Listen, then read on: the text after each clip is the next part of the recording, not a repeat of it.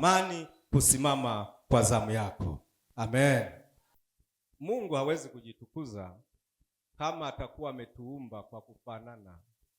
Hatapata raha Mungu, hatapata cha kujisifia kama wote tutakuwa waimbaji, kama wote tutakuwa walimu, kama wote tutakuwa wachungaji, kama wote tutakuwa wazee wa kanisa, kama wote akakosekana mfagia kanisa. Ninyi mtakuja kuimba pahala pachafu? Ninyi mtakuja kuhubiri sehemu ambayo haijatengenezwa? Lazima wawepo wafanya usafi, lazima waitwe watu wa kupamba, lazima uwepo utofauti. Ile unalolifanya ndilo zuri. Aliyepanda haya maua mimi simfahamu, lakini niliyakuta mimi wakati nakuja hapa. Lakini kuna mtu alifanya hayo.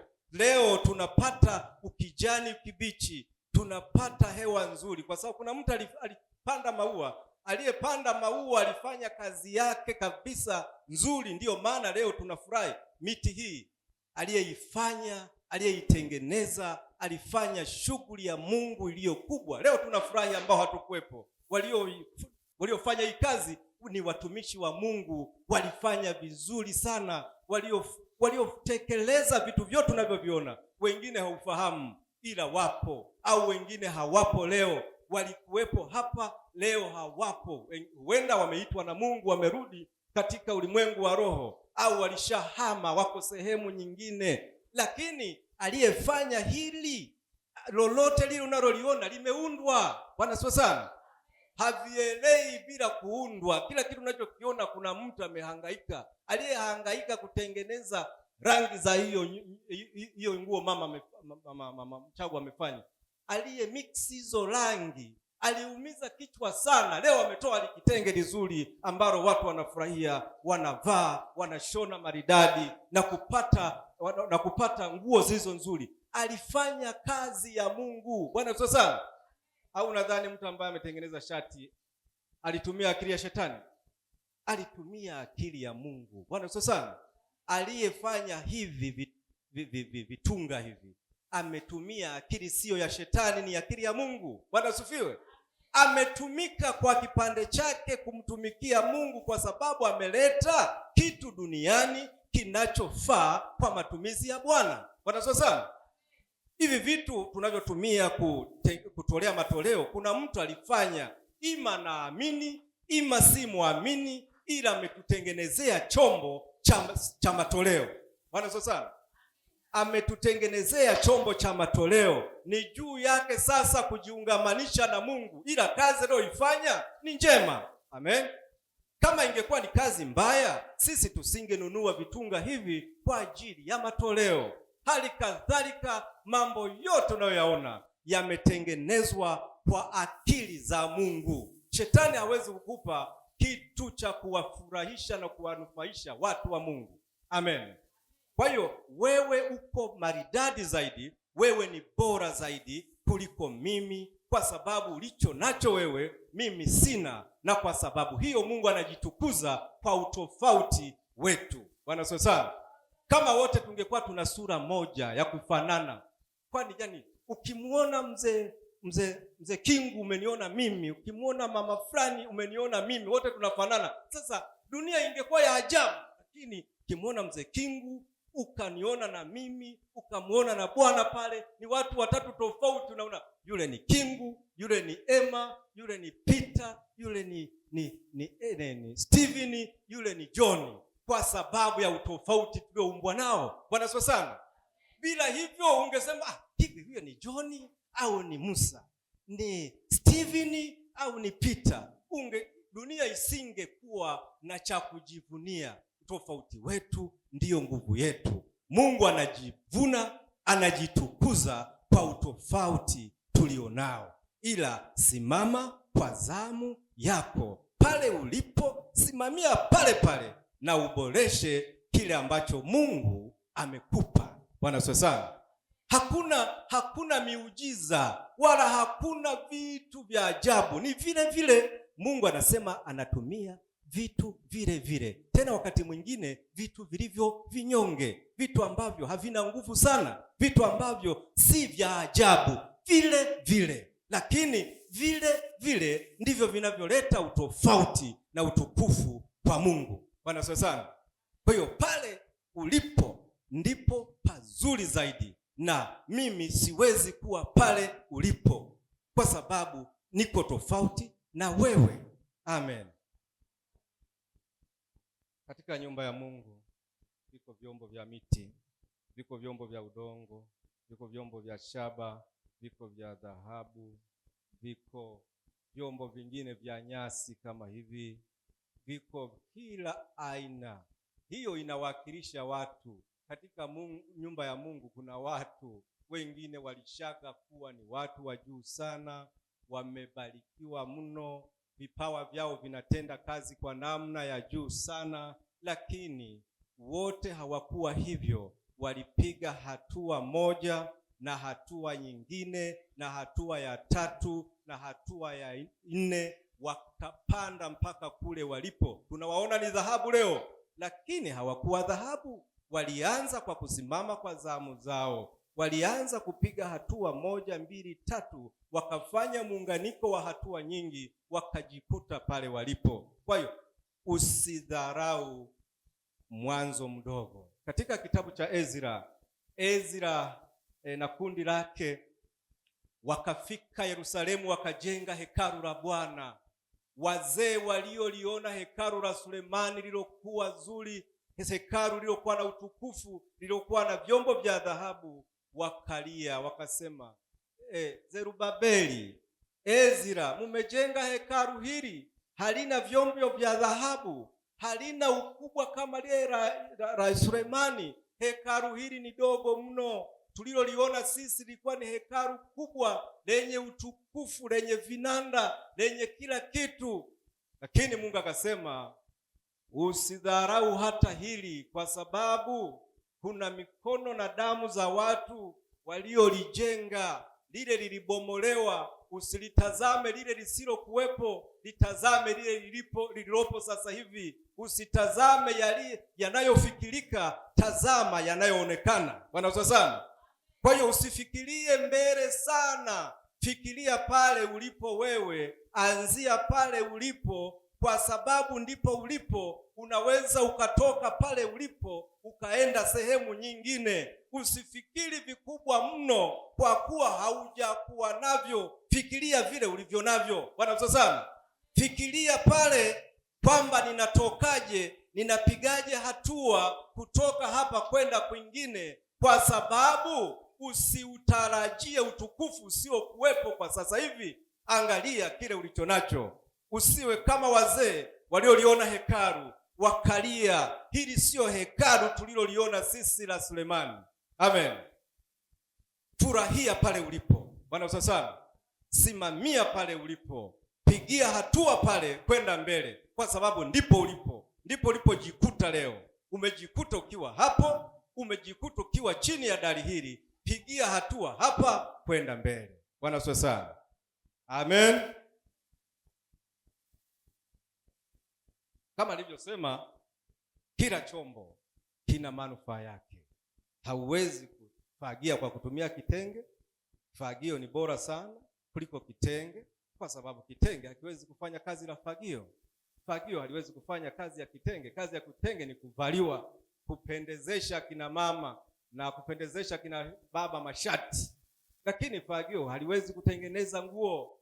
Ila fagio lina kazi yake maalum, kazi yake maridadi. Wanasema 80% ya magonjwa yanayowakuta wanadamu ni magonjwa yanayotokana na uchafu. Kazi ya fagio ni kufagia uchafu. Kazi ya fagio ni kufanya usafi. Bwana sasa, ukiwa una vitenge vingi, huna fagio, utapata shida tu.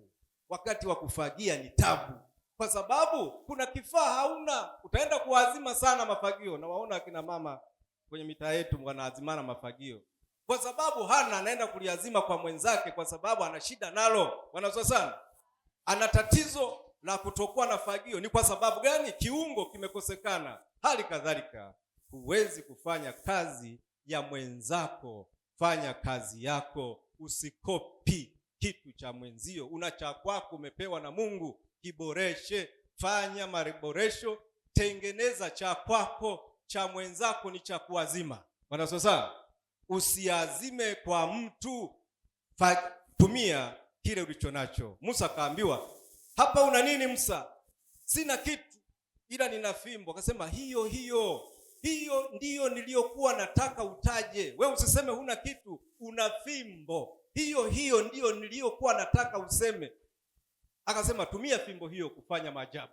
Fimbo tu ikageuka kuwa nyoka, ikawa nyoka ikameza nyoka zingine, ikatupwa chini, ikafanya maajabu ambayo hakuwahi kuyajua kwamba fimbo ile inaweza ikafanya maajabu kama yale.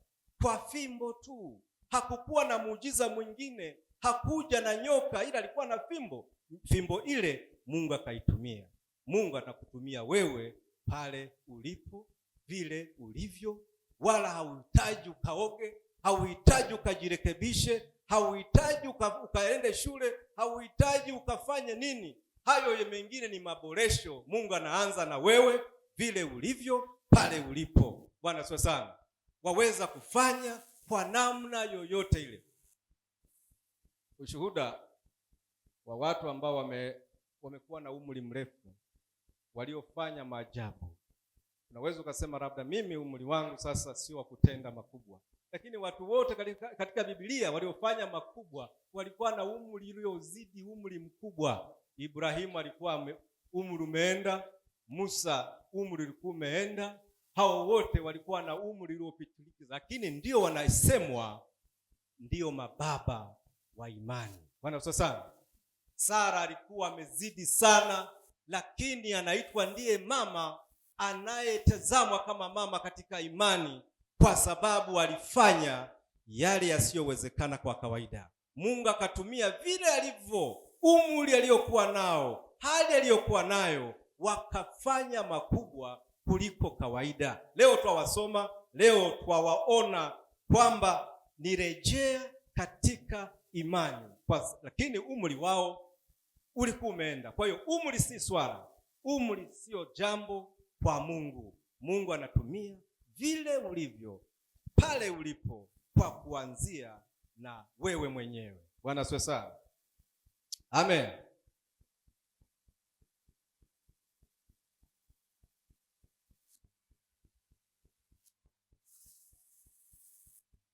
Chukua muda wako kutafakari jambo gani unaweza kufanya kwa ubora zaidi, na uwe mkweli.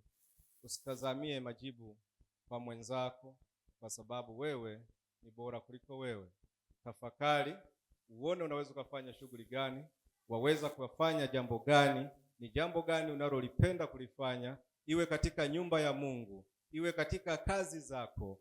Uone ni jambo gani unalifanya kwa uzuri, ifuate hilo kulitenda. Usikopi wala usitazamie kwa mambo yale yanayofanywa na watu wengine, kwa kuwa wewe una jambo lako maalum ulioumbiwa na Mungu, uliopewa na Mungu. Unaweza ukaliboresha jambo hilo, unaweza ukatembea na jambo hilo likaanzia katika udogo, katika udhaifu, katika uhafifu, lakini ukienda nalo, kwa kuwa ni swala ambalo unalisikia moyoni mwako, nimepewa hiki, ni kitu ninacho, nina uwezo nacho, kimo ndani yako, kwa sababu ndani kunaongea. Kila mtu anaweza ukajiuliza swali ukajipatia jibu, kwa sababu ndani mwako kunaongea. Mule ndani mwako ni kana kwamba kuna injini inayokueleza na kukupa majibu sahihi. Wakati mwingine unaambiwa acha, na ukiacha unafaulu. Bwana sana,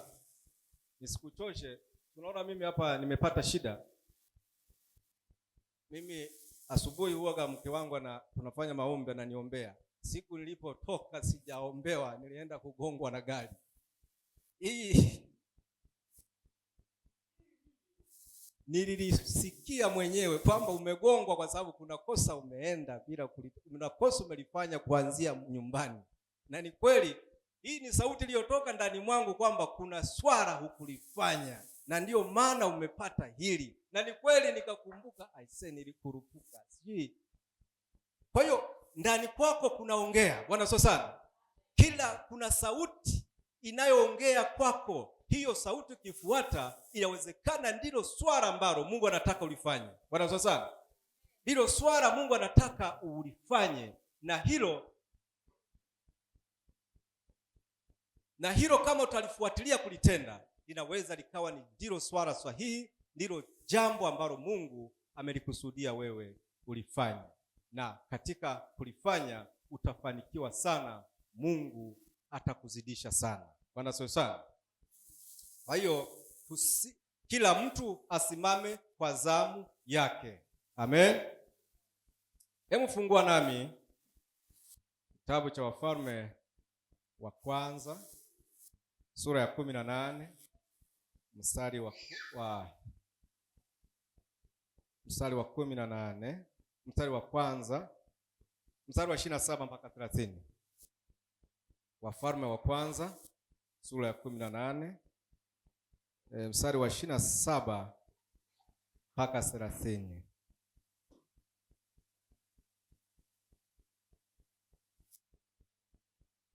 Aliyepata tafadhali.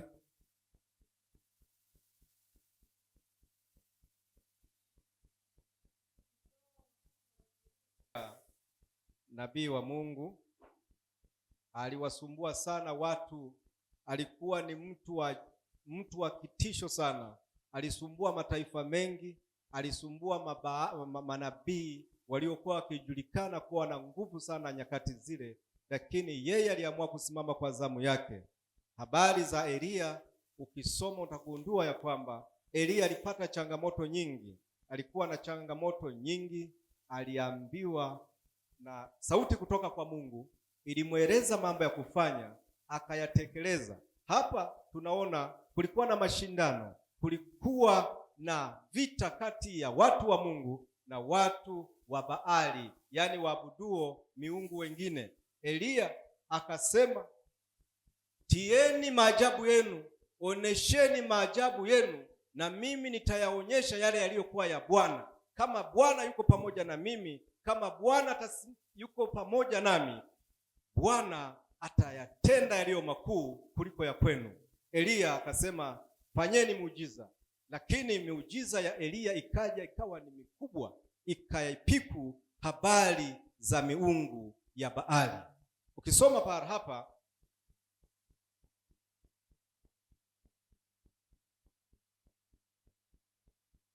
katika mstari wa 22, mstari wa 21 inasema, naye Elia akawakaribia watu wote akanena, mtasitasita katikati ya mawazo mawili hata lini? Bwana akiwa ndiye Mungu, mfuateni; bali ikiwa Baali ni mungu, haya, mfuateni yeye. Wala watu hawakumjibu neno. Ndipo Elia akawaambia watu, mimi nimesalia mimi peke yangu nabii wa Bwana, lakini manabii wa Baali ni watu 450. Kwa hiyo na watutolee ng'ombe wawili wao, na wajichagulie ng'ombe mmoja, wakamkatekate na kumweka juu ya kuni, wasitie moto chini. Nami nitamtengeneza huyo ng'ombe wa pili na kumweka juu ya kuni, wala sitatia moto chini. Nanyi ombeni kwa jina la Mungu wenu, nami nitaomba kwa jina la Bwana, na Mungu yule ajibuye kwa moto na awe ndiye Mungu. Watu wote wakajibu wakasema, maneno haya ni mazuri. Elia akawaambia manabii wa Baali, jichagulieni ng'ombe mmoja, mkamtengeneze kwanza, maana ninyi ndiyo wengi, mkaliitie jina la Mungu wenu, wala msitie moto chini. Wakamtwaa yule ng'ombe aliyepewa, wakamtengeneza, wakaliitia jina la Baali tangu asubuhi hata adhuhuri, wakisema, Baali, utusikie. Lakini hapakuwa na sauti wala aliyejibu. Nao wakarukaruka juu ya madhabahu walioifanya. Ikawa wakati wa dhuhuri, Elia akawafanyia dhihaka. Ndipo akasema, au Mungu wenu amelala? Au labda ameenda safari, labda sharti ya amshu amelala? Elia alipoliitia jina la Bwana, Mungu akateketeza zile nyama bila moto, zikateketea na wote wakatamauka sana, wakasema, mambo gani haya yaliyofanywa na Eliya? Haya ndiyo mambo tunayoyaona katika kitabu hiki, kwamba Mungu anaweza akafanya na wewe pale ulipo. Eliya aliamua kusimama kwa zamu yake. Eliya aliamua kutembea na Mungu katika nafasi yake kwa wakati wake, na tunachokiona ni kwamba jina la Mungu lilitukuzwa, na Mungu alijisifu, na Mungu alijitukuza kwa ajili ya Eliya. Bwana asifiwe sana.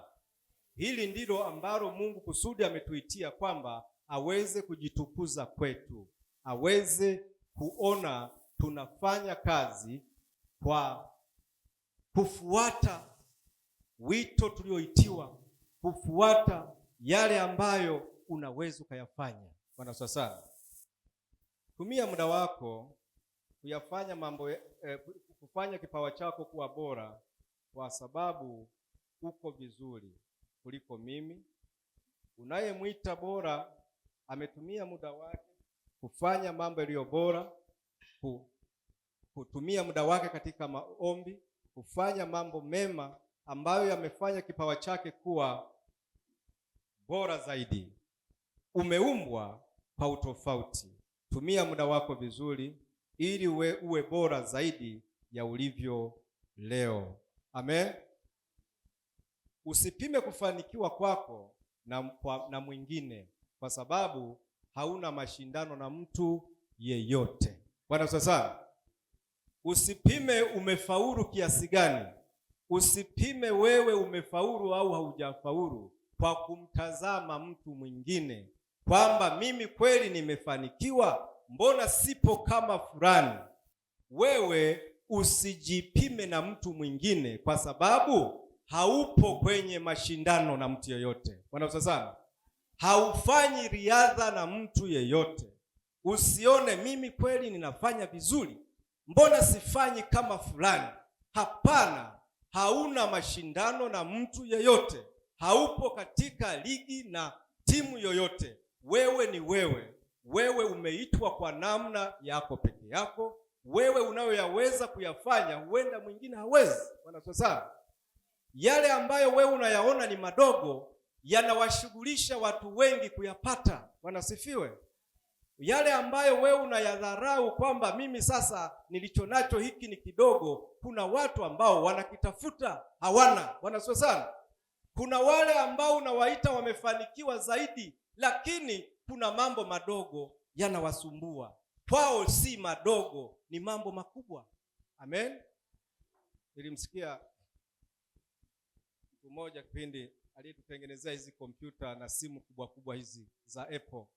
Alisema mimi nina bilioni 58, lakini ninaishi kwa vidonge, kama nimegeuza vidonge kama chakula. Kumbe nilitakiwa nile chakula ili nisile vidonge kama chakula. Nasema hizi bilioni zote nilizonazo haziwezi kunisaidia katika hali niliyonayo. Akasema ninawafurahia sana na kuwatamani ninyi mnaotembea vizuri, ambao mna afya zenu. Hongereni na afya zenu ninyi. Mimi nina hela, lakini shida nilionayo haiwezi kununuliwa na hela, na siwezi kupona kwa ugonjwa nilionao kwa kutumia fedha. Sasa ninyi mko bora kuliko mimi. Jamaa anasema nimeumia sana, pesa zangu haziwezi kunisaidia, siwezi kupata matibabu kwa kutumia hela, nimezunguka mno. Lakini ninyi mna afya, mnajiona ni wa kawaida, lakini ninyi si wa kawaida. Ushuhuda alikuwa anatoa yule bwana. Lakini ni kweli kwamba wewe si wa kawaida, wala usijilinganishe na mtu yeyote mwingine, kwa sababu wewe siyo yeye. Yeye ana mambo yake na wewe una mambo yake. Una wito wako, una vya kwako, ana vyake. Kwa hiyo usifanye ligi na mtu yeyote, usitizamie kwa mambo ya watu wengine. Tazama ya kwako, shughulikia mambo yako, nenda na njia zako, muombe Mungu wako, tembea na Mungu wako, angalia laini yako, tumia wito wako vizuri, na simama kwa zamu yako, kwa kuwa hauna mashindano, hauna unayemtazama, hauna aliye mbele yako, wala aliye nyuma yako isipokuwa Mungu tu. Bwana asifiwe sana. Mungu ndiye yuko mbele yako, mtazame Mungu pekee. Usikwazike wala usikatishwe tamaa na mtu yeyote kwa kumtizama yeye. Wewe tembea kwa njia yako, kwa kuwa wewe ni mtu tofauti, umeumbwa kitofauti, umeitwa kitofauti, umezaliwa kitofauti, una sura tofauti na mwingine. Hata mapacha hawafanani kwa asilimia zote. Bwana asifiwe sana. Wewe unatakaje ufanane na mtu mwingine ambaye haukuzaliwa kwanza naye, halafu umri hamkuzaliwa siku moja, mna tofauti kubwa, hamuwezi kuwa sawa. Amen. Simama kwa zamu yako kama Elia alivyosimama, kama nabii Mikaya alivyosimama kwa zamu yake. Ndivyo Mungu anavyotutazama na ndivyo Mungu anavyotutaka sisi. Kila mtu ajali ya kwake, amtizame Mungu peke yake, atumikie kwa laini aliyopewa, kwa ule wito, kwa yale unayoyaweza kuyafanya. Mungu anataka uyafanye kwa ubora, bila kutizama mtu mwingine, kukopi, kukwazwa. Mbona sifanyi kama fulani? Hapana, wewe sio fulani, wewe ni wewe. Bwana asifiwe sana.